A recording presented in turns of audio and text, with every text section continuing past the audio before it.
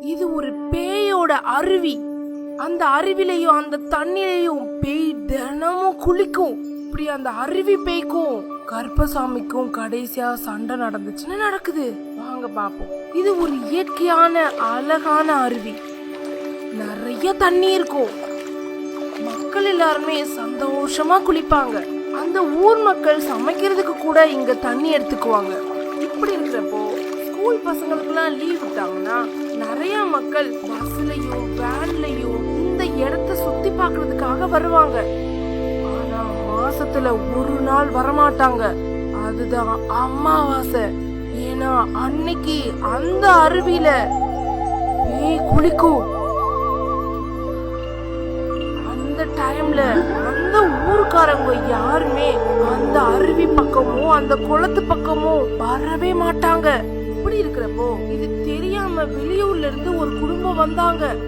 குடும்பத்தோட குளிக்கிறதுக்காக இறங்குனாங்க. எல்லாரும் விளையாண்டுகிட்டு இருக்கிறப்போ கை மட்டும் வந்துச்சு.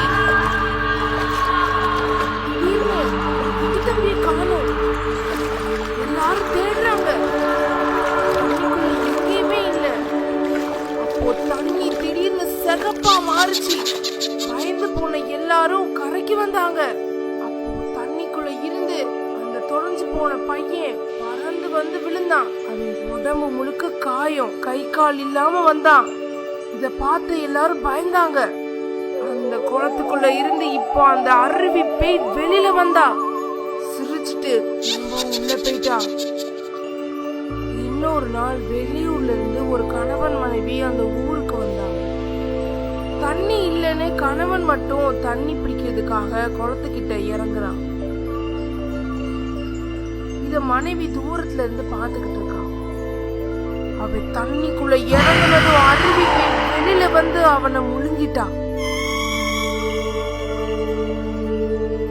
இத பார்த்து அவ பயந்து போனா. யாரையாவது உதவிக்கு கூப்பிடுறதுக்காக ஓடுறா. யாருமே இல்ல. ஒரு அருவாள் மட்டும் வழியில இருந்துச்சு. அது ஒரு சின்ன கோவில் மாதிரி இருந்துச்சு. அதுதான் கருப்பசாமி கோவில். மனம் முருகி கும்பிடுறா. குளத்துக்கு முன்னாடி கருப்பசாமி வந்தாரு. தன்னோட அருவாளை குளத்துல எரிய அருவி பேய் வெளியில வந்தா. கோவமானவ கருப்பசாமிக்கு தீய சக்திகளை அனுப்ப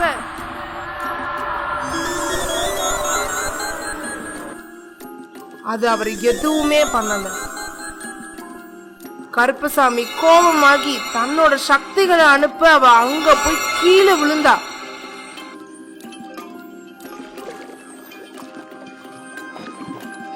இது என்னோட அருவி. நான் அமாவாசைக்கு குளிக்கிறதுக்காக வருவேன். அப்ப யாருமே இங்க வரக்கூடாது. இது மக்கள் பயன்படுத்துற இடம். நீ அவங்களை தொந்தரவு பண்ண கூடாது. அவங்க இல்லாதப்ப பயன்படுத்திக்கோ. அது மீறி அவங்க தொந்தரவு பண்ண என் அருவாள் தான் பேசும்.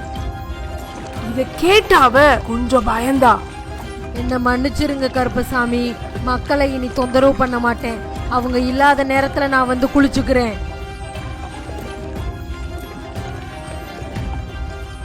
அன்னைக்குல இருந்து அந்த அருவிக்குள்ள பேய் இருக்கதான் செய்யறா.